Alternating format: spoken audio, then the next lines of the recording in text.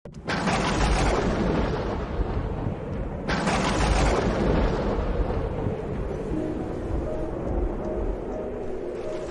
ce temps-là, Hérode, qui était au pouvoir en Galilée, entendit parler de tout ce qui se passait et il ne savait que penser. En effet, certains disaient que Jean le Baptiste était ressuscité d'entre les morts. D'autres disaient, c'est le prophète Élie qui est apparu. D'autres encore, c'est un prophète d'autrefois qui est ressuscité. Quant à Hérode, il disait, Jean, je l'ai fait décapiter. Mais qui est cet homme dont j'entends dire de telles choses? Et il cherchait à le voir. Acclamons la parole de Dieu. Un jour, Jésus demanda à ses apôtres, qu'est-ce que les gens ont dit de lui? Et ils lui donnèrent des réponses différentes, des réponses semblables à celles qui sont rapportées dans ce texte de l'évangile de Luc. Les uns disaient, Jean est ressuscité des morts. Et les autres, Élie est revenu, ou l'un des anciens prophètes est revenu. Ce que les gens pensent de Jésus, ce n'est pas la seule fois que nous pouvons découvrir dans les évangiles quelles étaient ses opinions. Le Christ lui-même les expose clairement lorsqu'il dit à une occasion, Jean est venu, lui qui ne mangeait ni ne buvait, et vous avez dit telle et telle chose à son sujet. Le Fils de l'homme vient, lui qui mange et boit, et vous dites qu'il est ami des publicains et des prostituées. Le Seigneur est conscient de ce que les gens pensent, et parfois, il veut même le savoir. Que pensent les gens de moi? Lui demandent les apôtres. Il sait ce que les gens pensent. Il ne vit pas en marge de la réalité. Mais ce qui importe à Jésus, en vrai, un vrai Dieu qu'il est, c'est son union avec le Père et l'Esprit, les deux autres personnes de la Sainte Trinité. Et c'est exactement ce que nous devons faire. Les gens disent de Jésus, même au sein de l'Église, certains disent qu'il est ou était un grand homme, d'autres qu'il était marié à Marie et Madeleine. D'autres disent des choses horribles sur lui et sur Saint Jean l'évangéliste. Aujourd'hui, on peut lire toutes sortes de choses sur le Christ, même des blasphèmes. Il est là, c'est ce que les gens pensent. Et pour beaucoup, il est déjà un personnage indifférent.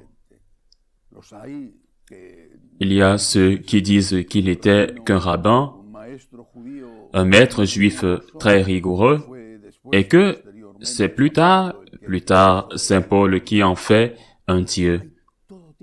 Il y a toutes sortes de versions. Jésus demande à chacun de nous, comme il a demandé aux apôtres, « Qui dites-vous que je suis ?»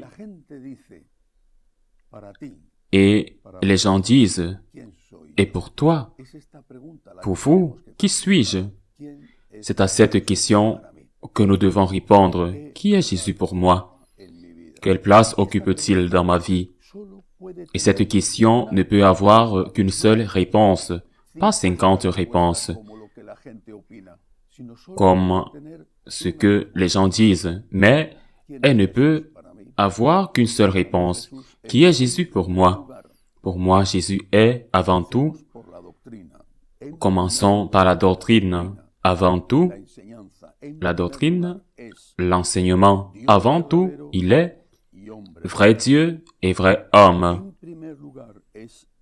En premier lieu, il est le Fils de Dieu, fait homme, la personne divine de Jésus, la deuxième personne de la Sainte Trinité. Dieu, né de Dieu, lumière, né de la lumière, vrai Dieu, né du vrai Dieu, engendré, non pas créé, de même nature que le Père, pour qui tout a été fait. Il est comme nous le confessons dans le credo, le vrai Dieu, qui prend chair dans le sein de la Vierge Marie, et il devient vrai homme. Vrai Dieu et vrai homme.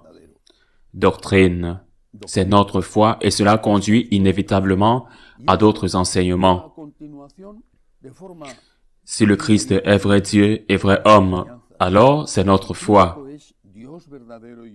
et signifie qu'il m'aime. Si le Christ m'aime, cela veut dire que je dois avoir confiance en lui, parce qu'il a montré son amour pour moi, pour chacun de nous, pour moi. Il l'a montré en payant un prix sans équivalent possible, le prix de son supplice et de sa mort. J'ai le devoir de faire confiance à Dieu. Et j'ai le devoir d'aimer ce Dieu, non seulement parce qu'il est mon Créateur, non seulement parce qu'il est mon Seigneur, mais aussi parce qu'il est celui qui a donné sa vie pour moi.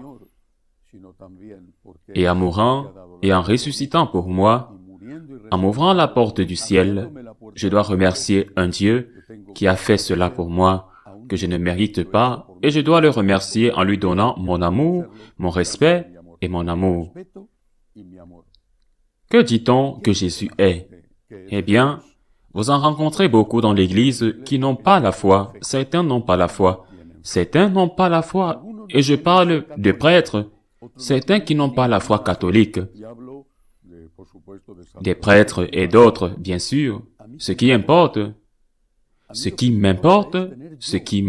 c'est d'avoir la foi de l'Église parce que c'est pour cela qu'on va m'examiner. Jésus me demande, « Qui suis-je pour toi ?»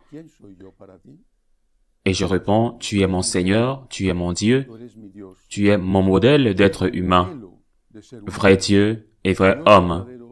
Tu es mon Rédempteur, tu es mon Sauveur, tu es celui qui a conquis mon cœur.